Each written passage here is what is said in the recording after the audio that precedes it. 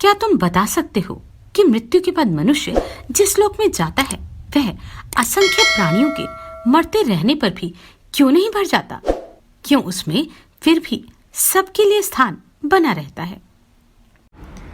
नमस्कार। अगर आप किसी कारणवश मुझे सब्सक्राइब नहीं कर सकते तो लाइक अवश्य कीजिएगा। लोक परलोक। एक बार श्वेतकेतु आरुणेय अर्थात अरुणी का पुत्र पांचाल लोगों की राज समिति में जा पहुंचा। वहां उससे समिति के प्रधान राजा प्रवाहन जयबली ने प्रश्न किया, हे कुमार, क्या तुम्हारे पिता ने तुम्हें शिक्षा दी है? हाँ भगवन, मेरे पिता ने मुझे शिक्षा दी है। प्रवाहन ने पूछा, क्या तुम जानते हो कि इस लोक से उठकर मनुष्य कहाँ जाता है? नहीं भगवन, मैं यह नहीं जानता। क्या तुम जानते हो कि इस लोक में मनुष्य फिर कैसे लौट आते हैं? नहीं भगवन, मैं यह भी नहीं जानता। क्या तुम्हें ज्ञात है कि देवयान और पितृयान की सीमा कहां पर है? नहीं भगवन, मुझे यह ज्ञात नहीं है। क्या तुम बता सकते हो कि मृत्यु के बाद मनुष्य जिस लोक में जाता है वह असंख्य प्राणियों के मरते रहने पर भी क्यों नहीं भर जाता? क्यों उसमें फिर भी सबके लिए स्थान बना रहता है? नहीं भगवन, मैं यह नहीं बता सकता। क्या तुम जानते हो कि यज्ञ में पंचम आहुति में छोड़े जाने वाले तरल द्रव्यों को पुरुष क्यों कहते हैं? नहीं भगवन, मैं नहीं जानता। तब प्रवाहन जयबली ने उससे कहा, जब तुम इन प्रश्नों का उत्तर नहीं दे सकते तब तुमने यह क्यों कहा कि तुम्हारे पिता ने तुम्हें शिक्षा दी है? उस कुमार श्वेतकेतु ने जब यह सुना तो वह खिन्न मन होकर वहां से चला गया। वह लौटकर अपने पिता के पास पहुंचा और बोला, पिताजी, आपने मुझे पूर्ण रूप से शिक्षित बनाए बिना ही यह कह दिया कि आप शिक्षा दे चुके हैं। मुझसे राज समिति के प्रधान ने 5 प्रश्न किए और मैं उनमें से एक का भी उत्तर न दे सका। उसके पिता ने पूछा, वे प्रश्न क्या थे? श्वेतकेतु ने 5 प्रश्नों को उसके आगे दोहराया।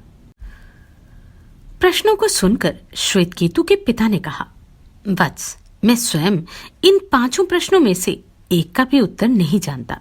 यदि मैं जानता होता तो तुम्हें क्यों न बताता?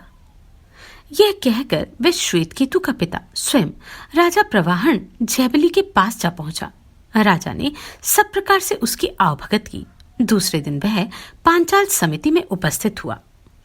विद्वानों की इस समिति में राजा प्रवाहन ने उससे कहा, हे गौतम अर्थात गौतम गोत्रीय, इस संसार में तुम सर्वश्रेष्ठ वित्त अर्थात धन संपत्ति जो भी समझते हो उसे मांगो।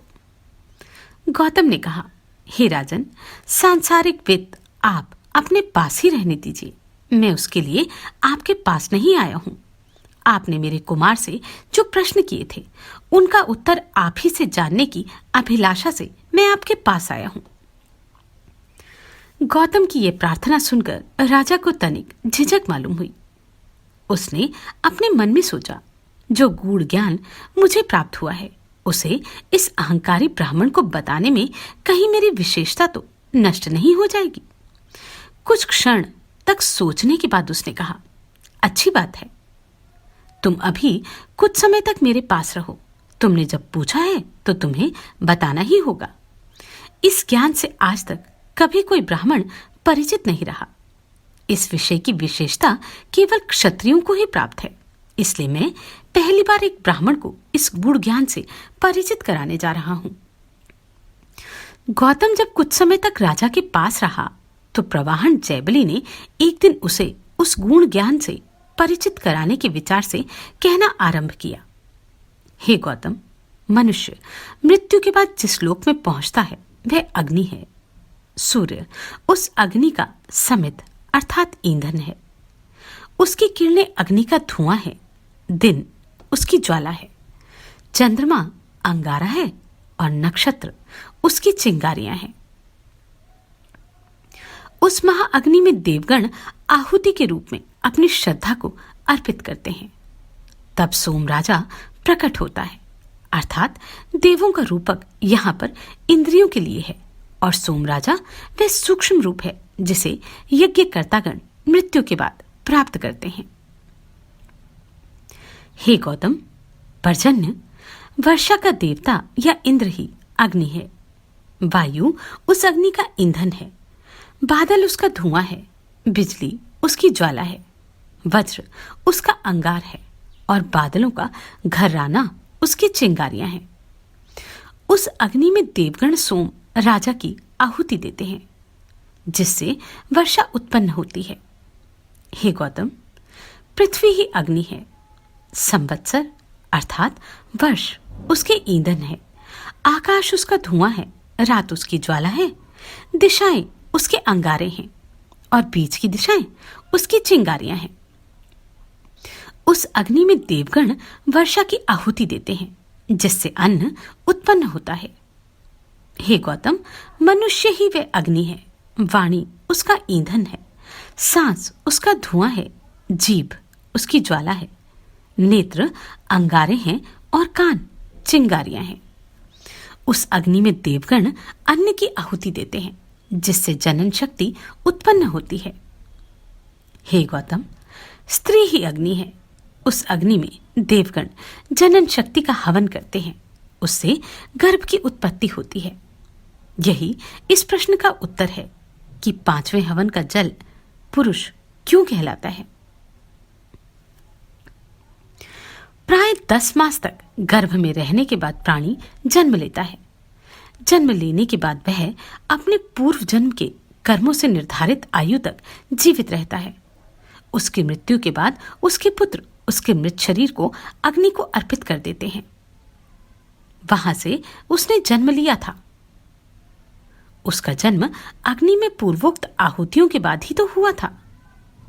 हे गौतम, जो पुरुष की उत्पत्ति के इस क्रम को जानते हैं और जो अरण्य में श्रद्धा और तपस्या के साथ ब्रह्मा की उपासना करते हैं, वे मृत्यु के बाद ज्योतिर्मय लोक अर्थात अर्चिलोक में पहुंचते हैं। वहां से दिवसलोक में जाते हैं। वहां से शुक्ल पक्ष अर्थात जिस पक्ष में चंद्रमा का उजाला बराबर बना रहता है के लोक में जाते हैं। वहां से उत्तरायण में पहुंचते हैं। उत्तरायण से संवत्सर लोक में जाते हैं। वहां से आदित्य अर्थात सूर्य लोक में, आदित्य लोक से चंद्रलोक में, वहां से विद्युत लोक में जा पहुंचते हैं। विद्युत लोक से एक अमानव अर्थात मनुष्यों से परे पुरुष उन्हें ब्रह्मलोक में ले जाता है। यह पथ देवयान अर्थात देवलोक में पहुंचने का मार्ग कहलाता है।